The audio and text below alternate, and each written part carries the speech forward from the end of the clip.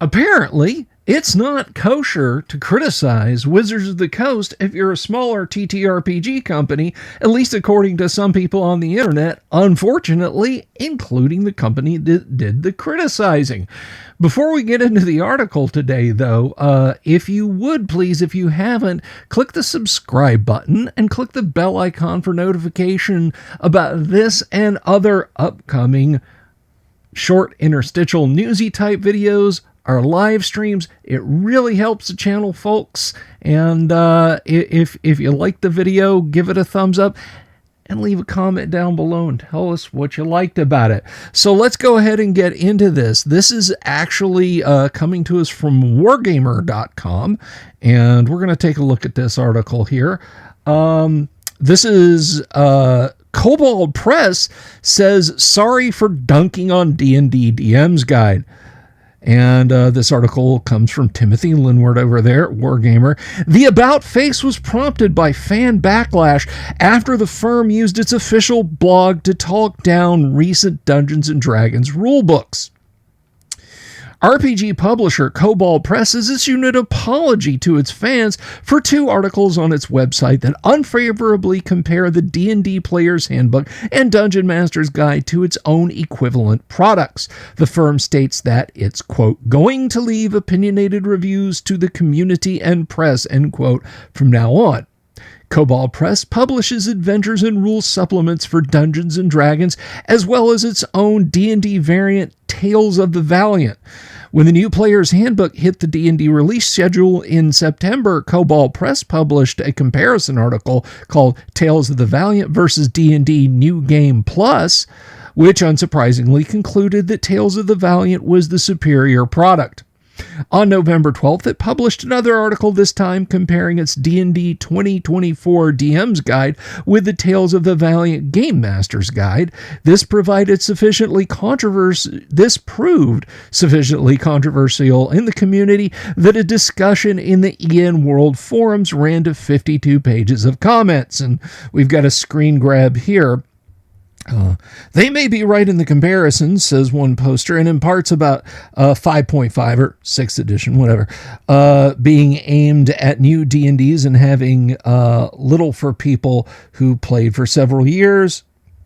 Wow, that's really direct to the point of being self-serving. It's always been one thing for companies to have others make sideways references to other stumbles, but Kobold is really sending out a full-on review of another company's product, and it feels highly unnecessary. That's a couple of posters from over there at EN World. Just a little bit of paraphrasing on my part. Just check the article out, which I'll link below, and you can get the full context of it. Kobold's apology article, published on November 14th, states, we've been tuned into our fans and supporters' discussions regarding these comparisons, and we hear you.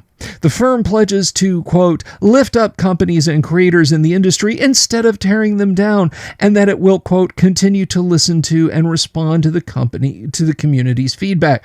Kobold Press has precedent for defining itself in opposition to Dungeons & Dragons and Wizards of the Coast. The firm announced that it was working on the Tales of the Valiant in early 2023 when Wizards of the Coast was mired in the OGL controversy with a new open source license, a key part of the marketing. And bookmark that. We're going to come back to it, folks. In September of this year, Kobold Press's CEO, Wolfgang Bauer, reaffirmed a pledge not to include any AI snake oil anywhere in its content or production workflows after Hasbro CEO Chris Cox enthused to investors about the technology's potential uses in D&D. Whatever you think of Kobold Press for creating the articles, Tales of the Valiant's target audience are most likely people who do want to know how it stacks up against the new D&D 2024 rulebooks. It's an evolution of D&D 5e rather than a revolution, and still fully compatible. Its versions of the D&D classes are very similar, while its answer to the D&D races and D&D backgrounds are a little subtler. If you want to grab a whole lot of books for another D&D alternative, and that's just an ad copy I was reading there. Well, usually I just go in and I'll ask you guys what you think. Leave a comment down below. And I very much want you to do that. I would like to hear your discussions about this. But folks, this so-called fan backlash, if you ask me, and even, I'm sorry, with all respect to Kobold Press, I think it's their apology that doesn't land. Guys, Wizards of the Coast are not our friends, okay? They have done very little to nothing to earn back the trust that they burned in great bonfires all throughout 2023. Now, let me tell you something. It has never not been the purview of corporations to look at their competition's products and compare them. Apple rightly criticizes Microsoft. Microsoft has rightly criticized Apple. Ford tackles GM in comparisons. GM tackles Ford in comparisons.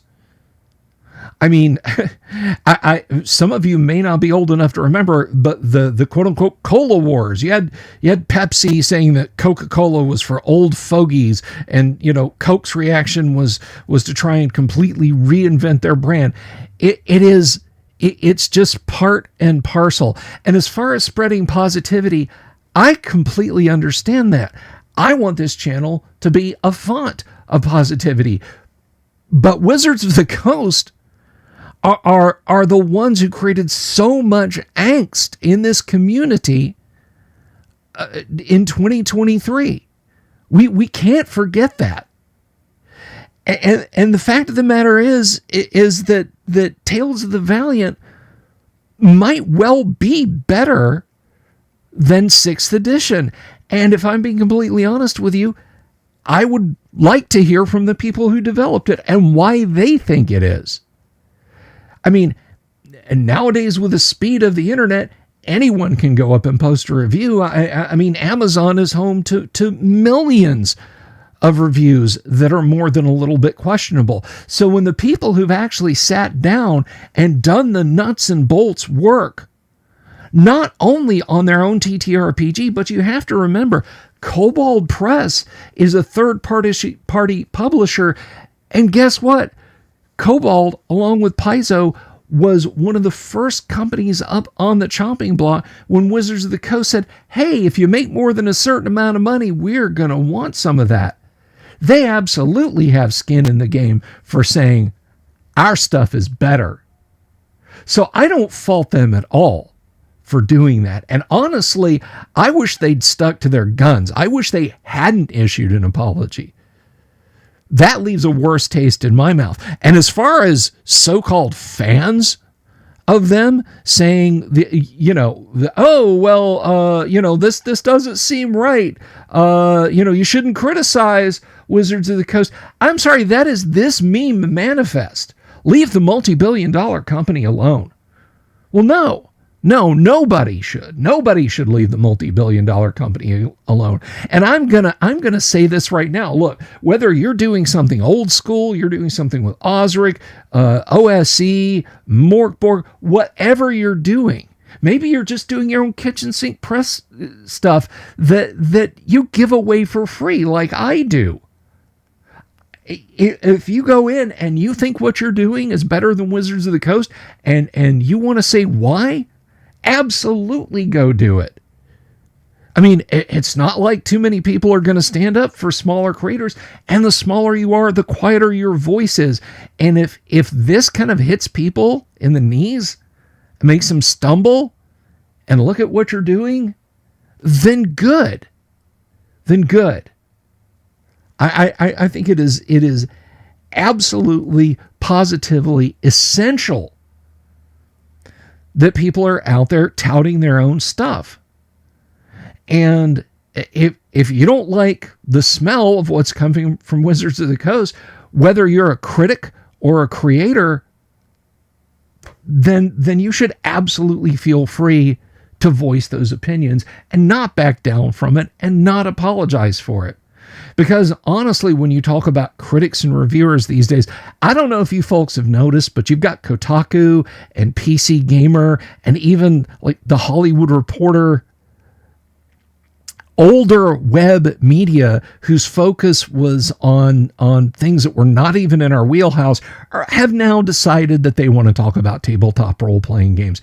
And I'm sorry, I don't trust any of those outlets and their opinions. So when you talk about we should leave it to the critics, no, I do want to know what you think, Kobold Press. And if I think it's too outrageous, if it doesn't pass the smell test, I'll take a look at it myself. But if you're coming in with reason points as to why you don't like what's going on, then by all means, feel free to make those points. Don't shy away from it. If it's something that your fans are giving you negative feedback on and lashing back against you, and it might impact your bottom line, say, hey, this is why we said this. This is why we said this. This is why we feel we're right on this. But ultimately, that's up to individual companies to decide. I just hope they make the right decision to not back down from criticizing the company that really threatened to unalive a lot of small printing companies with their practices in 2023. I mean, that loss of trust is not something that Wizards of the Coast is going to easily come back from, nor should anyone let them just traipse back in. And if part of that probation, if part of that suspicion involves giving a very critical look to 6th edition, then that's just what Wizards of the Coast is going to have to bear up on. But anyway, I want to know what you guys think. Please leave a comment down below. If you like this video, give it a thumbs up. Tell me why. If you don't like the video, give it a thumbs down and tell me why. And until then, don't be afraid to criticize, folks. Peace.